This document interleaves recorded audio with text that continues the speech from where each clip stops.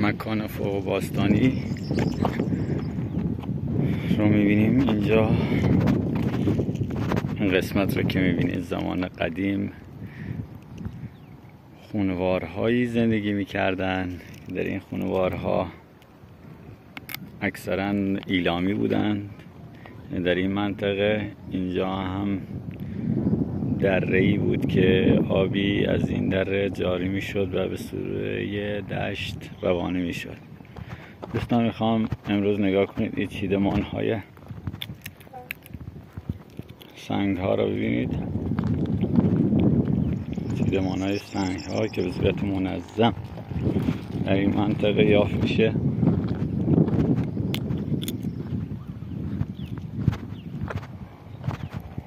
و کوه سترکی که در بلندای این منطقه قرار داره.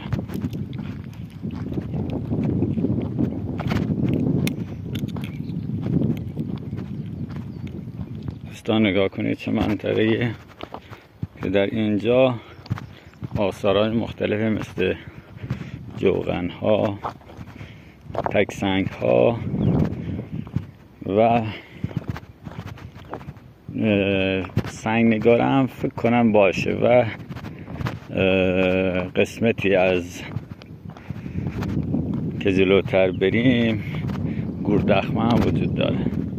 نگاه کنید درخت های کنار، درخت های بلوط کهنسال.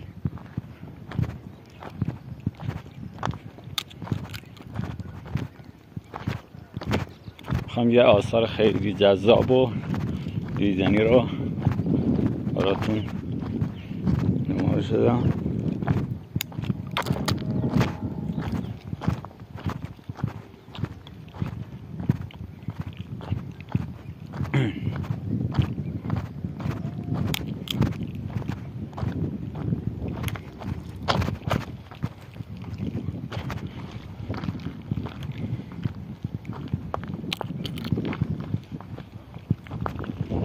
دوستان اینجا جاییه که قدیم و ایام خونه های یا سکونتگاه ایلامیان، بعد هخامنشیان و بعد ساسانیان اینجا زندگی میکردن و یکی از آثارهایی که تمدن بزرگ اونا یک سنگ خیلی قشنگه که تراش خورده برای چه استفاده داشته الان در تصویر زیری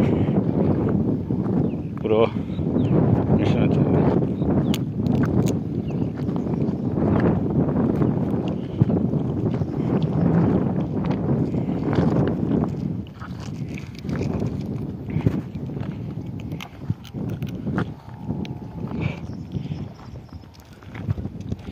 دوستان نگاه کنید تراش هایی که روی این سنگ قرار داره.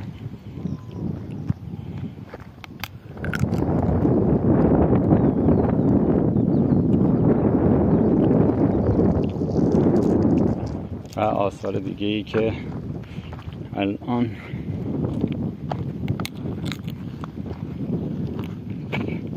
در منطقه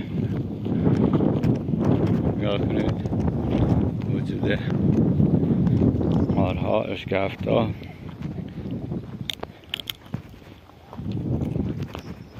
دوستان در این منطقه که نگاه کنید اینجا همش خانوارهایی بودن که زندگی میکردن. حالا به جلوتر میریم.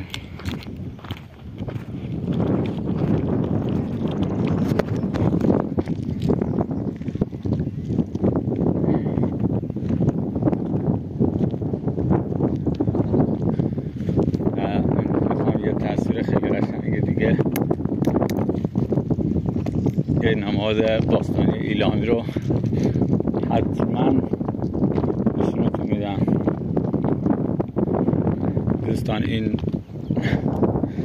راه مال رو بود که نگاه کنید این راه مال رو